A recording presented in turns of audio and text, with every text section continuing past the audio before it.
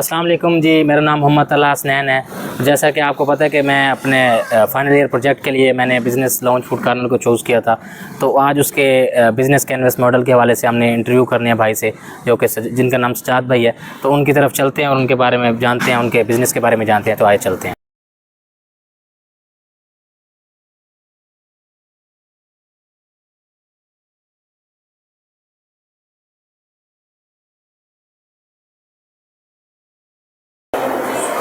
अस्सलाम वालेकुम। वालेकुम सजाद अस्सलाम। भाई, आपसे बात हुई थी, आपके साथ बिज़नेस के हवाले से कुछ क्वेश्चन करने हैं आपके बारे में। रेडी हैं आप? बिल्कुल तैयार है, जाने। जिस टाइम दिल करे। ठीक, अभी कंटिन्यू करो। अभी इंशाल्लाह चलें। अस्सलाम वालेकुम जी, मेरा नाम मोहम्मद तलहा हसनैन है और मैं BS entrepreneurship and innovation 8th semester का स्टूडेंट हूँ। और मेरा इस टाइम फाइनल ईयर प्रोजेक्ट जो कंटिन्यूसली चल रहा है, तो उसके लिए मैंने कोई बिज़नेस सेलेक्ट करना था। वो एग्जिस्टिंग बिज़नेस भी हो सकता है और स्टार्टअप भी हो सकता है। तो मैंने अपना फोकस एग्जिस्टिंग बिज़नेस पे रखा और उसके लिए मैंने अपने ही शहर खैरपुर टामवाली के अंदर एक बिज़नेस चूज़ किया, जो कि लॉन्च फूड कार्नर के नाम से है। तो उसके लिए मैंने सजाद भाई के साथ बात की कि वो हमें अपना कीमती टाइम दें ताकि हम उनका इंटरव्यू कर सकें। तो अब हम सजाद भाई की तरफ चलते हैं और उनसे उनके बारे में जानते हैं। सजाद भाई, वालेकुम सलाम। सबसे पहले तो मैं आपको अपने इस प्रोजेक्ट के इंटरव्यू में वेलकम करता हूं कि आपने अपना कीमती वक्त निकाला और हमें अपना कीमती टाइम दिया। और सबसे पहले आप अपने इस बिज़नेस के हवाले से छोटा सा जो इंट्रो देंगे या जो आपकी कंप्लीट जो इस 7 साल की जर्नी है उसके हवाले से अपना बताएं कुछ हमारे व्यूवर्स को, हमारे प्रोजेक्ट को। सबसे पहले तो भाई आपका बहुत बहुत शुक्रिया, आपने मुझे इस काबिल समझा कि आप मेरा इंटरव्यू करने के लिए आए हैं। और ये सब अल्लाह पाक का लाख लाख एहसान है, अल्लाह पाक का लाख लाख शुक्र है कि मैं इस स्टेज पर आके पहुंचा हूं कि अभी मैं किसी के सामने बैठ के बात कर सकूं और अपने क्वेश्चन का कोई ना कोई आपके क्वेश्चन का जवाब दे सकूं। और मेरे किसी जवाब से या मेरे किसी इंट्रो से अगर किसी को फ़ायदा होता है तो मेरे सबसे बड़ी खुशी की बात होगी। जी शुक्रिया। मेरी जर्नी कोई ख़ास छुपी हुई नहीं है अपने शहर के अवाम से, ख़ास तौर पर आप भाइयों की बनिस्बत से। मैंने ये काम तकरीबन कोई 7 साल पहले स्टार्ट किया था। और जब मैंने ये स्टार्ट किया था तो मैंने ये सेटअप ना 20 चेयर से स्टार्ट किया था। और अल्हम्दुलिल्लाह अल्लाह का शुक्र है कि अभी इस वक्त 7 साल बाद मेरा जो सेटअप है वो तकरीबन 150+ चेयर तक पहुँच चुका है। जी माशाल्लाह। तो बस बाकी कंटिन्यू चल रहे हैं, अल्हम्दुलिल्लाह मेहनत कर रहे हैं, अल्लाह पाक रिज़्क़ दे रहा है, उसी का सबब बना हुआ है। हम अपनी मेहनत कर रहे हैं, अल्लाह पाक ने अपना करम किया, हम चला रहे हैं सेटअप। तो अब हम टाइम को ज़ाया किए बगैर अपने क्वेश्चंस की तरफ चलते हैं। तो आप रेडी हैं इसके लिए? जी बिल्कुल, आप जो मर्ज़ी पूछना चाहें मैं। अच्छा सजाद भाई, ये बताएं कि आपके बिज़नेस के हवाले से कुछ क्वेश्चंस हैं जो मैं लिख के आया हूँ। उसमें से पहला ये है कि आपके मेन सप्लायर्स कौन हैं और उनको सेलेक्ट करने का प्रोसेस क्या है कि आपने उनको चूज़ किया? सप्लायर तो वैसे तो ओवरऑल देखा जाए मार्केट बहुत बड़ी है, लेकिन अगर आप इसको चूज़ करने की सिलेक्शन कर रहे हैं तो चूज़ करवाने में हमारा सबसे बड़ा ताउन होता है हमारे कस्टमर्स का, हमारे जो मेहमान होते हैं उनका। क्योंकि जो चीज़ हम बना के पेश करते हैं ना, उसका अगर उनको जायका पसंद आ जाता है, वो चीज़ चलती रहती है, तो फिर हम उसको मेंटेन कर लेते हैं। तजर्बाती तौर होते हैं, स्टार्ट में जब भी कोई चीज़ लेते हैं, कोई चीज़ परचेज़ करते हैं तो उसको तजर्बाती तौर पे ख़ुद पहले बना के चेक करते हैं, फिर उसको आगे सेल करने के लिए पेश करते हैं और उस लेवल को, ताकि उसकी क्वालिटी बरकरार रह सके, ताकि उसमें कोई कमी बेशी है तो हम फॉर एग्ज़ाम्पल किसी के सामने पेश करने से पहले उसकी कमी बेशी हम दूर कर सकें। और सप्लायर जो है मोस्टली बाहर के भी हैं, लोकल भी हैं, लेकिन जो कोशिश होती है जो अथेंटिक सप्लायर हो ना, जिसकी गारंटी या क्वालिटी मेंटेन रखने की बरकरार हो, लाइसेंस हो प्रॉपर उनका और प्रॉपर उनका एक काम करने का वे हो, क्वालिटी को बरकरार रखने का, हम उनको चूज़ करते हैं। ठीक है। अच्छा ये बताएं कि आपके सप्लायर से जो कम्युनिकेशन होती है, नेगोशिएशन होती है, वो कितनी बार हो जाती है, मतलब डेली बेसिस पे या मंथली वीकली जैसे? ये सप्लायर के साथ जो कॉन्टैक्ट हमारा होता है ना, मोस्टली जो हमारा ऑर्डरिंग चलती है ना, वो वीकली ऑर्डरिंग चलती है हमारी। मतलब वीक में कोई डे होता है, सैटरडे संडे मंडे एनीवन कोई डे हो सकता है। तो उसमें ना हम जिस डे में होता है ना, 1 डे बिफोर हम उनसे ना डिस्कस भी करते हैं, प्रॉपर प्राइस वैल्यू भी पूछते हैं और उसकी मतलब मार्केट के हिसाब से जो रेट्स होते हैं उन पर उनसे थोड़ी बहस ऐसा भी हो जाता है। फिर जो भी सप्लायर होते हैं ना, 2-3 को कंपैरिजन करते हैं कि यार कौन सा सप्लायर हमें बेस्ट वैल्यू बेस्ट रेट दे रहा है। ये नहीं कि हम सिर्फ रेट को देखते हैं, हम साथ साथ ना वैल्यू को भी देखते हैं कि यार इसकी रेसिपी अच्छी है, इसकी क्वालिटी बेहतर है, हमें बनाने में परेशानी नहीं होती, हमारी वेस्टेज नहीं जाती, तो हम फिर प्राइस के साथ साथ उसको भी प्रेफर करते हैं। अगर उसका 2, 4, 5, 10 रुपये का फ़र्क आ जाए तो हम प्रेफर उसको क्वालिटी वाले को करते हैं ताकि वो हमें चीज़ हमारी मयारी दे, ताकि हमारा कस्टमर डिस्टर्ब ना हो। ठीक है। अच्छा ये बताएं कि लोकल सप्लायर्स के साथ सबसे ज़्यादा किस चीज़ में प्रॉब्लम होती है आपको, क्या फेस करना पड़ता है आप उनको उनके साथ? मेन फेस करना ना, वो मतलब अपनी ना जो भी आइटम उसके पास है हम मंगवाते हैं ना, वो उसको प्रॉपर एक वे नहीं रख सकते। फॉर एग्जाम्पल मैं अगर आपको मिसाल दे दूँ, अगर कोई चीज़ हमें चाहिए ग्रामेज के हिसाब से, अगर 100 ग्राम की कोई चीज़ हम लेना चाहते हैं उससे, हमने उसको इंस्ट्रक्शन दे दिया कि यार आपने प्रॉपर हमें 100 ग्राम का फिले बना के देना है, तो वो कभी 100 का होगा, कभी 90 का होगा, कभी 80 का होगा, कभी 120 का हो जाएगा। तो इसको वो मतलब मेंटेन नहीं रख सकते एक प्रॉपर एक चीज़ को। तो सबसे ज़्यादा बात जो होती है सफाई सुथराई वाली, वो हम प्रॉपर कोशिश करते हैं कि हम उसको अपने इंस्ट्रक्शन के हिसाब से चीज़ लें उससे। ठीक है। अच्छा ये बताएं कि आपके इनके साथ सप्लायर जो हैं आपके, इनके साथ कोई कॉन्ट्रैक्ट होता है या आपका एग्रीमेंट होता है कि आपने हमें प्रोडक्ट देना है, इस तरह से कुछ? बेसिक जो होता है ना, वो होती है प्राइस वैल्यू तय हो जाती है कि फॉर एग्जाम्पल रेट लिस्ट आती है ना कि आपने हमें रेट लिस्ट से देना। फॉर एग्जाम्पल अगर आप होल चिकन की तरफ चले जाएँ तो होल चिकन का रेट डिफरेंट होता है, जो पार्ट्स में अलग अलग सेल होते हैं उनका रेट डिफरेंस होता है। तो हमारी कोशिश यही होती है कि हमने अपने मयार अपने हिसाब से लेना है, पार्ट्स में लेना होता है, तो उसका थोड़ा बहुत रेट्स का मार्केट प्राइस वैल्यू से फ़र्क आ जाता है, तो वो फिर ज़ाहिर है प्राइस वैल्यू थोड़ी ज़्यादा होती है। तो हम उसको प्रेफर यही करते हैं कि हमें हिसाब से चीज़ दे, बेशक पैसे थोड़े से ज़्यादा लग जाएँ, ग्रामेज भी ठीक हो और वेट भी पूरा हो। ठीक है। अच्छा ये बताएं कि जो आपके रोज़मर्रा के कौन से ऐसे काम है जो सबसे ज़्यादा इम्पोर्टेंट है इस बिज़नेस के लिए? वैसे तो ये जो बिज़नेस है ये है भी डेली बेसिस पे। हाँ। इसको आप मंथली या ईयरली लेके जा ही नहीं सकते। इसका प्रॉपर जो शेड्यूल है वो डेली बेसिस पे ही होता है। फॉर एग्जांपल आप ले लें कि चिकन है डेली बेसिस पे आना है, मिसाले हैं डेली बेसिस पे आने हैं, और विंग्स हैं, जिंगर हैं, ये जो चीज़ें हैं, डो है, पिज़्ज़ा डो, वो फ्रेश डेली बेसिस पे तैयार होती है। तो मोस्टली काम इसका डेली बेसिस पे ही होता है। तकरीबन 80% काम ना इसके डेली बेसिस पे होते हैं, 20 to 30% काम होते हैं जो वो वीकली होते हैं। अच्छा ये बताएं कि आप जो अपना फूड की क्वालिटी और हाइजीन के हवाले से किस तरह डेली बेसिस पे उसको मेंटेन करते हैं? और उसके मेंटेन करने के हम उसको ना प्रॉपर ट्रेनिंग देते हैं अपने स्टाफ को ना, वक्तन फ़वक्तन। हमें कोई चीज़ अगर गलती कोताही नज़र आ जाती है, फार्म जितनी हद तक हमें मालूम है, बाज़ औक़ात हमें फूड वाले आते हैं, वो हमें इंस्ट्रक्शन दे जाते हैं कि आपने ऐसा करना है। अगर हम कोई गलती कोताही होती है हम उसको उनकी इंस्ट्रक्शन के हिसाब से भी दूर करते हैं। दूसरा, जितना हमारा तजर्बा है, हम अगर कोई चीज़ गलत देख लेते हैं, अगर स्टाफ को एक बार बताया है वो मैनेज नहीं कर रहा, तो फिर हम प्रॉपर पूरे स्टाफ को इकट्ठा करते हैं, उनको समझाते हैं, उनको ट्रेनिंग करते हैं, उनको समझाते हैं कि यार ये चीज़ आपने इस तरीके से रखनी है, इस तरीके की हाइजीनिक है, इस तरीके की नहीं है।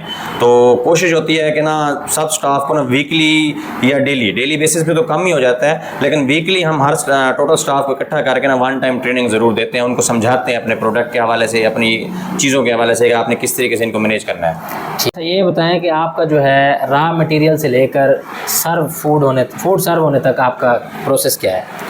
रॉ मटेरियल से प्रोसेस तो बहुत लंबा है, अगर मैं आपको इधर कंटिन्यू बताना चाहूँ तो बहुत टाइम लग जाएगा, लेकिन मैं आपको शॉर्ट बता देता हूँ कि रॉ मटेरियल जो हमारा इकट्ठा आता है ना, हमारा प्रोसेस होता है, हम इसको प्रोसेस करने में ना तकरीबन मिनिमम हमारा जो है कुछ आइटम्स हैं जो हम मार्केट से फ्रेश आइटम्स लेते हैं। फॉर एग्जाम्पल आप मिसाल लें वेजिटेबल्स की, या कुछ आइटम जो हम फ्रेश चिकन के साथ बनाते हैं उनकी, उसमें थोड़ा सा मिनिमम भी 4 घंटे का प्रोसेस होता है। तो हम 4 घंटे में रॉ मटेरियल को लेके उसको वॉश करके प्रॉपर उसकी कटिंग करके उसमें उसके हिसाब से रेसिपी लगा के हम वो फिर उसको ना रेसिपी मैरिनेशन करके हम उसको फ्रीज़र में डाल देते हैं मैरिनेट होने के लिए, क्योंकि उसको मैरिनेट जायका रचने के लिए 2 से 3 घंटे का प्रोसेस चाहिए होता है। यानी कि लमसम ये प्रोसेस तकरीबन 4 से 5 घंटे तक जाता है। लेकिन इसके बाद अगर आ जाएँ कि जब वो प्रोसेस रेडी हो जाता है, अगर आप भाई चीज़ सप्लायर की तरफ चले जाएँ, जैसे कुछ प्रोडक्ट्स के से हम लेते हैं, सबरोसो से लेते हैं, वो ऑलरेडी हमारा रॉ मटेरियल रेडी होता है, हमने उसको प्रॉपर अपने हिसाब से फ्राई करना होता है, बेक करना होता है, हमने कस्टमर को सर्व करना होता है। तो रॉ मटेरियल से प्रोसेस तक का जो टाइम है वो मिनिमम मैक्सिमम 4 से 6 घंटे है, लेकिन जो ऑर्डर का टाइम है ऑर्डर प्रिपरेशन का वो 10 से 15 मिनट है। ठीक हो गया। अच्छा ये बताएं जो आपके बिजी आवर्स होते हैं उसके अंदर कस्टमर फ्लो कैसे मैनेज करते हैं आप? बिजी आवर्स में प्रॉपर जो फ्लो करने का तरीकाकार है वो है स्टाफ की इंगेजमेंट। क्योंकि स्टाफ अगर इंगेज होगा तो आपका हर चीज़ मैनेज हो जाती है। क्योंकि जो स्लो टाइम होता है ना उसमें वो अपना प्रिपरेशन कर लेते हैं, जैसे रॉ मटेरियल का आपने क्वेश्चन किया, उसमें अपना रॉ मटेरियल वगैरह ये सारी चीज़ें रेडी कर लेते हैं। उसके बाद जो बिजी टाइम होता है ना, बिजी टाइम में हमने सिर्फ प्रिपरेशन करके कस्टमर को सर्व करना होता है। और हर सेक्शन के ऊपर ना हमारा अलग अलग स्टाफ मौजूद है, हमने उसके हिसाब से मैनेज किया हुआ है कि हम पिज़्ज़ा है तो पिज़्ज़े पे अलग है, फ्रायर पे अलग है, हॉट प्लेट पे अलग है, राइस पे, हर प्रॉपर सेक्शन पे एक स्टाफ और प्रॉपर कारीगर, प्रॉपर एक हर स्टेशन के ऊपर ना हमारा प्रॉपर एक स्टाफ और उसके साथ एक हेल्पर मौजूद होता है, जो अगर बैक एंड से कोई चीज़ लेनी है तो उसको हेल्पर हेल्प कर देता है और वो करता है और वो चीज़ प्रिपेयर करता है। इस हिसाब से हम 10 से 15 मिनट में चीज़ प्रिपेयर करके कस्टमर के हवाले पे कर देते हैं। ठीक हो गया। अच्छा ये बताएं कि कस्टमर फीडबैक किस तरह कलेक्ट करते हैं और उस पर एक्शन कैसे होता है आपका? वैसे तो हर रेस्टोरेंट का अपना अपना हिसाब होता है, अपने इलाके के हिसाब से है। हमारा जो कस्टमर फीडबैक है मोस्टली ना हम खुद जाके ना कस्टमर से बात करते हैं, मतलब प्रॉपर जो है ना, जब कस्टमर खाना खा लेता है, जब वो बिल पे करने लगता है या अभी खा रहा होता है या हमें कोई चीज़ लगती है कि वो किसी चीज़ को इग्नोर कर रहा है या किसी चीज़ को मिस कर रहा है, हम जाके उससे क्वेश्चन करते हैं, उसको बताते हैं, उससे पूछते हैं और इस तरीके से हम उससे उसका फीडबैक लेते हैं कि उसको क्या चीज़ पसंद है, इसमें क्या चीज़ कमी बेशी रह गई है। ठीक हो गया। अच्छा ये बताएं जो आपका इन्वेंट्री है उसको मैनेज करने के लिए आप कोई सिस्टम यूज़ करते हैं तो वो कौन सा है अगर करते हैं? हाँ, इन्वेंट्री के लिए ना हमने अपना प्रॉपर एक पोस्ट सिस्टम बनवाया हुआ है, अपना सॉफ्टवेयर अपनी माइंड सेट के हिसाब से क्रिएट करवाया हुआ है, जिसमें हमारी टोटल बिलिंग भी होती है और स्टोर और इन्वेंट्री मैनेज होती है। ठीक हो गया। अच्छा उसके बाद ये बताएं कि जो लाउंज फूड कॉर्नर दूसरे फास्ट फूड आउटलेट से किस चीज़ में डिफरेंट है? हाँ, ये आपने बड़ा इंपॉर्टेंट सवाल किया है, क्योंकि फास्ट फूड पॉइंट तो और भी होते हैं, तो वो क्या चीज़ है जो हमें मुनफरिद करती है? उसकी सबसे जो मेन रीज़न मैं समझता हूँ, जो मेरी कामयाबी का राज है, हमारी प्रॉपर सर्विस का टाइम है। फॉर एग्जाम्पल अगर हमने कमिटमेंट किया है ना कस्टमर के घर, हमारा जो मैक्सिमम टाइम है ना डिलीवरी ऑर्डर टाइम का है 40 मिनट का है, हमने 40 मिनट के अंदर ना कस्टमर के होम डिलीवरी ऑर्डर उसके घर तक पहुँचाना होता है और हमारा पूरा फोकस होता है कि हाँ 30 से 40 मिनट के अंदर अंदर कस्टमर के घर डिलीवरी ऑर्डर पहुँच जाए। ये हमारी सबसे बड़ी कामयाबी है, इसको हम फोकस करते हैं। प्रॉपर डाइनिंग भी हमने कस्टमर को टाइम देते हैं मैक्सिमम 15 से 20 मिनट का, और उस टाइम के अंदर हम कस्टमर को ऑर्डर डिलीवर कर देते हैं, उसकी टेबल पर पहुंचा देते हैं, जिसकी वजह से हम सेटिस्फाइड और कस्टमर भी सेटिस्फाइड होता है। ठीक हो गया। अच्छा ये बताएं जो क्वालिटी और अफोर्डेबिलिटी है उसका बैलेंस कैसे आप मेंटेन करते हैं? मेंटेन वही मैंने आपको, जैसे ये पहले वाला क्वेश्चन आपने कर लिया जब आपने पूछा ना सप्लायर वाला, ये क्वेश्चन उसी के साथ रिलेटेड है। मैंने जैसे आपको हवाला दिया है कि कंपनी है ना, सबरोसो है, केएनएस है, इस चीज़ की जो कंपनी है ना वो हमें प्रॉपर एक क्वालिटी के तहत हर चीज़ बना के देती हैं। उसके बाद आगे आ जाता है हमारा प्रिपरेशन का तरीकाकार। हम ऑयल की कंजप्शन चेक करते हैं कि ऑयल की कंडीशन किस वैल्यू पर जाकर गिरती है, हम उसको उस जगह रिमूव कर देते हैं। बेसिक जो होता है ना बेकिंग टाइम होता है, और क्वालिटी की अगर आप मिसाल ले लें तो हम प्रॉपर, अगर फॉर एग्जाम्पल एक पिज़्ज़ा हमने लगाया ना तो उसमें हमने 200 ग्राम चिकन यूज़ किया है, 200 ग्राम चीज़ यूज़ किया है, तो दूसरे पिज़्ज़े पे हमने 200 ग्राम ही यूज़ करनी है। अगर हम उसको कम ज़्यादा करेंगे तो वो क्वालिटी और टेस्ट डिफरेंट हो जाएगा। तो हम इसको कोशिश करते हैं कि हर चीज़ प्रॉपर एक ही वे से जाए, जिसकी वजह से हमारी क्वालिटी बरकरार रहती है। ठीक हो गया। अच्छा ये बताएं कौन सा मेन्यू आइटम ऐसा है जो सबसे पॉपुलर है और उसकी वजह भी बताएं। मेन्यू आइटम तो पॉपुलर तो आप कह सकते हैं, क्योंकि मोस्टली कस्टमर रिकमेंडेड पे ही जाता है, लेकिन हमारा जो पिज़्ज़ा है ना वो सिटी में सबसे फेमस है। और उसके बाद अलबेक ब्रोस्ट हम बना रहे हैं, जो ओवरऑल वैसे तो दुनिया में अलबेक के नाम से फेमस है, लेकिन हर किसी का अपना अपना तरीकाकार होता है, वो हम बनाते हैं। और हमारा सबसे ज़्यादा जो फेमस है ना वो चरगा रोस्ट है, जो हमारी अपनी ही ईजाद है, उसकी रेसिपी भी हमारी अपनी है, उसका बनाने तरीकाकार भी हमारा अपना है, और वो शहर में फ़ेमस है। और माशाल्लाह इतना फेमस है कि लोग अभी जिस टाइम भी कहीं भी तज़किरा होता है ना उसकी, इवन के हमारे पास ना इवन के 1 कंप्लेंट भी नहीं है। अच्छा ठीक है। अच्छा ये बताएं कि जो लाउंज स्टाइल सिटिंग का आइडिया आपका जो है वो कहाँ से आया था? हाँ, ये बड़ा आपने अच्छा सवाल किया है। मेरा 7 साल में ना ये तीसरा सेटअप है। 2 सेटअप पहले थे छोटे, मैंने एक जगह से चेंज किया, फिर तीसरी जगह पे अभी मैं जब मेन रोड पे इसको मैंने शिफ्ट किया, तो उस हिसाब से ना मैं प्रॉपर ना रेस्टोरेंट विज़िट करता हूँ। मोस्टली जिस शहर में जाता हूँ ना, मेरा शौक है फास्ट फूड खाना भी और खिलाना भी, तो मैं प्रॉपर रेस्टोरेंट विज़िट करता हूँ। तो हर रेस्टोरेंट से ना छोटी छोटी चीज़ें कलेक्ट करता हूँ। कहीं से कोई आइडिया लिया, कहीं से चेयर्स का आइडिया ले लिया, कहीं से थीम का आइडिया ले लिया, कहीं से काउंटर का आइडिया ले लिया, डिस्प्ले का आइडिया ले लिया। इस तरीके से मैं प्रॉपर रेस्टोरेंट विज़िट करके जो मतलब मेरी अपनी एक कैलकुलेशन है उसको इकट्ठा करके मैं उसको बुनियाद बनाई है मैंने। अच्छा ये बताएं जो कस्टमर अपना एक्सपीरियंस है पड़ा वो आपके साथ कैसे शेयर करता है? कस्टमर का एक्सपीरियंस तो हमें खुद आइडिया हो जाता है इस तरीके से, अगर एक नया कस्टमर हमारे साथ ज्वाइंट हुआ है तो वो हमसे ऑर्डर लेके गया है ना, तो जब नेक्स्ट डे या नेक्स्ट टाइम ऑर्डर करने आ जाता है तो हम मुतमिन हो जाते हैं कि कस्टमर हमारे क्वालिटी और मयार से सेटिस्फाइड है, इसलिए वो हमारे पास दोबारा आया है। दूसरा, कस्टमर अपना एक्सपीरियंस ना अपने फ्रेंड्स को रिकमेंडेड करके शेयर करता है, फ्रेंड्स को रिकमेंडेड करता है कि यार आप लॉन्च फूड पे जाओ, आपको अच्छी चीज़ मिलेगी। और दूसरा, वो समटाइम सोशल मीडिया पे पोस्टिंग उनकी होती है कि यार मैं फलां जगह पे गया था, मुझे ये चीज़ अच्छी लगी थी। वो अपनी तस्वीर जब हमारे इस रेस्टोरेंट की शेयर करता है सोशल मीडिया पर तो हमें खुशी होती है, उससे हमें अंदाज़ा हो जाता है कस्टमर सेटिस्फाइड है। ठीक हो गया। अच्छा, आप ये बताएं आपको कि आप कस्टमर के साथ लॉन्ग टर्म रिलेशनशिप कैसे मेंटेन रखते हैं या बनाते हैं? हाँ, इसको हम ऐसे समझ लेते हैं, मैं अपने इसको सादा अल्फाज में बोलूँगा, इसको हम पर्सनल टच बोलते हैं। तो मतलब हम कस्टमर के साथ ना पर्सनल इंगेजमेंट रखते हैं उसके साथ, कि अगर वो जब आया है हम उसको खुद जाके सलाम करते हैं, वेलकम करते हैं, मिलते हैं, उनसे हाल अहवाल बांटते हैं, उनसे कोई शिकायत दूर करते हैं। और दूसरा, जब एक कस्टमर एक बार आया है ना तो हमें आइडिया हो गया कि मिसाल मैं आपको केचप की मिसाल दे दूँ कि उसने जब हम उसकी टेबल पर ऑर्डर सर्व करते हैं तो उसकी टेबल पर हमने 2 केचप रख दिए हैं, टोमेटो रख दिया है, चिली गार्लिक रख दिया है। तो हम उसको फोकस करते हैं कि वो क्या चीज़ यूज़ करता है। किसी को गार्लिक पसंद नहीं है, किसी को टोमेटो पसंद नहीं है, या डिलीवरी ऑर्डर में सामने मैसेज चला जाता है, हमें माइंड में रहता है कि इस कस्टमर को ना ये चीज़ पसंद नहीं है, हम उसको वो चीज़ प्रेफर ही नहीं करते, हम उसकी पसंद की चीज़ भेजते हैं जिसकी वजह से वो सेटिस्फाइड होता है। बहुत अच्छी बात। अच्छा, ये बताएं जो आपका रेगुलर कस्टमर है उसको रिटेन करने के लिए कोई स्ट्रेटजी है? अगर है तो वो कौन सी है?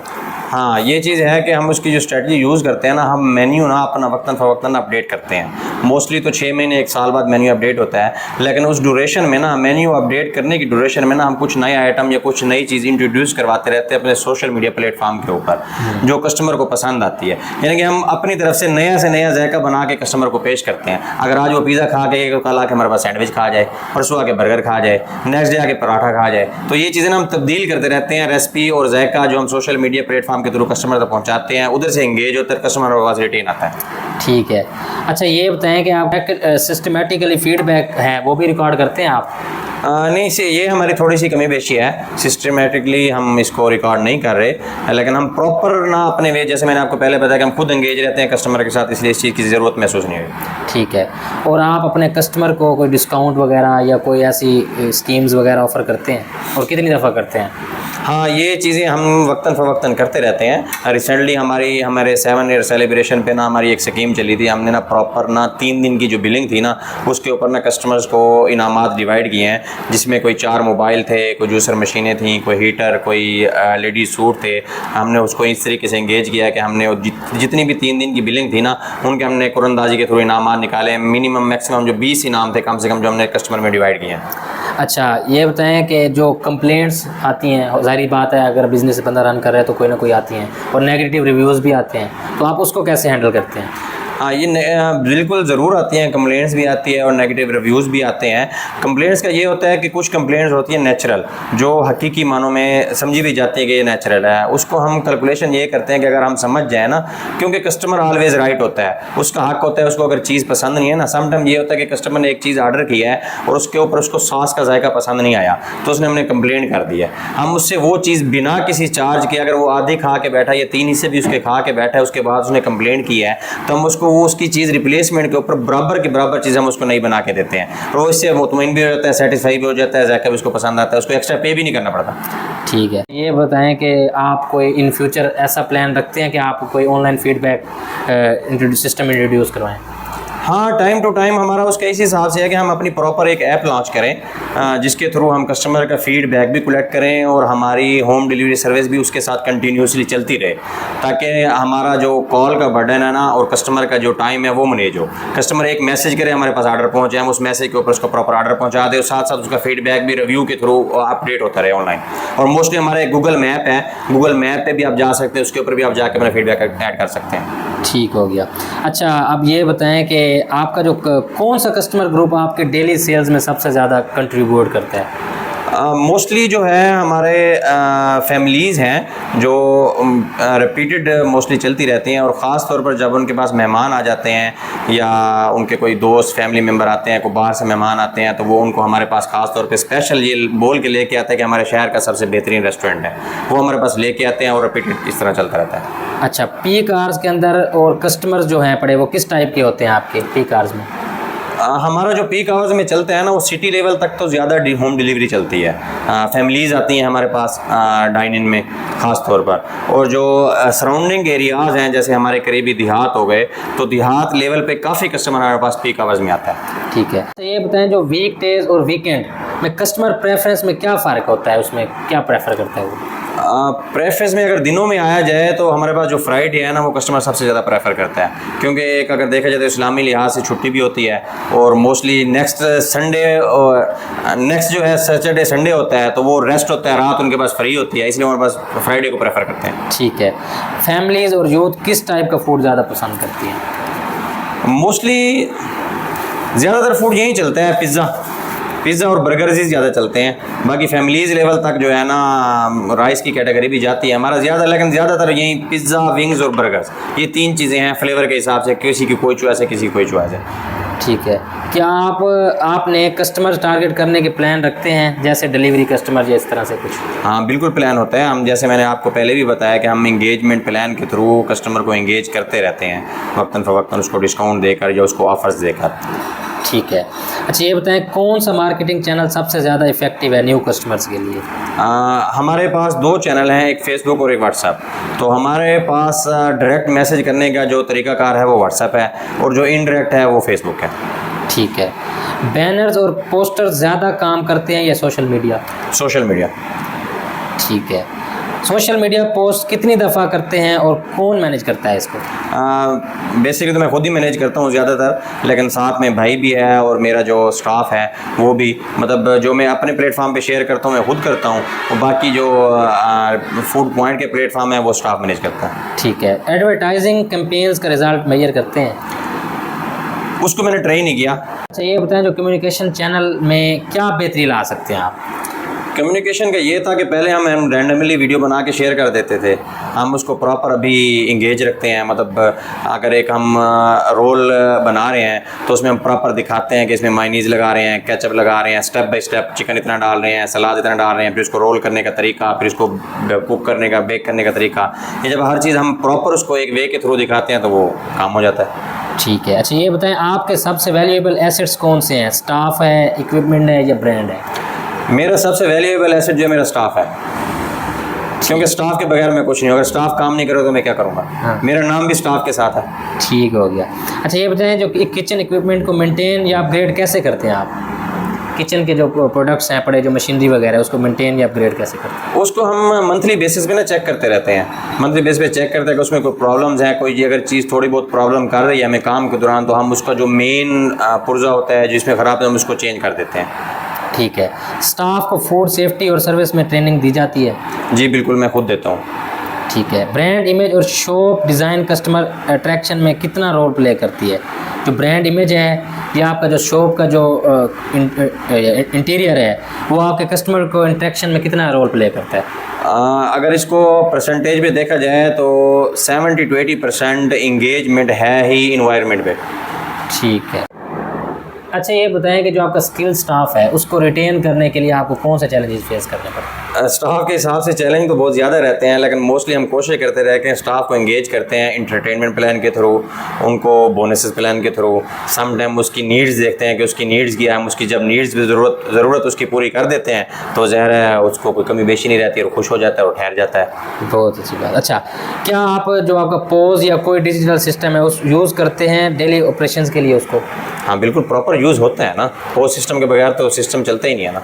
ठीक है, सबसे ज़्यादा खर्च किस चीज़ पर होता है हर मंथ आपका? सबसे ज़्यादा खर्च तो इलेक्ट्रिसिटी कास्ट है, क्योंकि ना स्टाफ की सैलरी तो बेसिक इम्पोर्टेड है, लेकिन स्टाफ सैलरी ले रहा है वो हमें कमा के दे रहा है, लेकिन इलेक्ट्रिसिटी एक वाहिद ऐसा आइटम है जो हमें कुछ दे नहीं रही लेकिन हमसे ले रही है। ठीक है, प्राइस लो रखते हुए कॉस्ट कंट्रोल कैसे करते हैं आप? प्राइस लो रखते हुए कॉस्ट कंट्रोल का ये होता है कि अगर हमारी प्राइस ना कुछ आइटम में हमारी लो है तो हम प्रेफर करते हैं कि वो आइटम ज़्यादा से ज़्यादा सेल हो। जब उसकी ज़्यादा सेल होगी तो प्रॉफिट रेशो बढ़ जाएगी, इसलिए हमें महसूस नहीं होगा। अच्छा, प्राइसिंग स्ट्रेटजी को कब और कैसे रिव्यू करते हैं? ये हम ईयरली इसको रिव्यू करते हैं मार्केट प्राइस वैल्यू के हिसाब से। जैसे इन्फ्लेशन मार्केट में आ जाती है या हमें कोई चीज़ महंगी मिलना स्टार्ट हो जाती है, या जैसे ईयरली स्टाफ की सैलरीज बढ़ती हैं तो उसको हम ईयरली इसको अपडेट करते हैं। ठीक है, मार्केटिंग और मेंटेनेंस पर मंथली एवरेज कितना खर्च होता है?